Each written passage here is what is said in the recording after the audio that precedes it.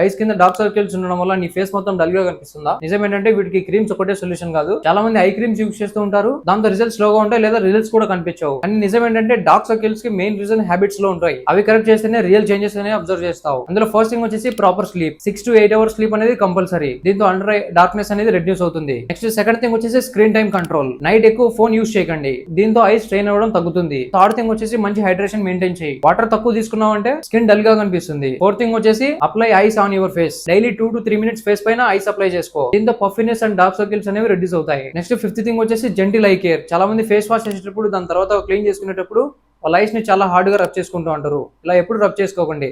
దాంతో ఏమవుతుందంటే మీ ఐస్ దగ్గర బ్రేక్అవుట్స్ అయ్యేసి మీ ఫేస్ అనేది డల్ గా కనిపిస్తుంది. సో జెంటిల్ గా క్లీన్ చేసుకోండి. ఓన్లీ క్రీమ్స్ మీద డిపెండ్ అయ్యేసి ఈ హ్యాబిట్స్ మిస్ చేసామంటే డార్క్ సర్కిల్స్ తగ్గడం అనేవి ఇంపాసిబుల్. సో ఈ బేసిక్స్ ని ఫస్ట్ ఫిక్స్ చేసుకో, ఆటోమేటిక్ గా డార్క్ సర్కిల్స్ అనేవి రిమూవ్ అవుతాయి. అండ్ ఇంకా ఇలాంటి సింపుల్ స్కిన్ కేర్ క్లారిటీ కోసం ఇప్పుడే మన పేజ్ కి ఫాలో అవ్వు.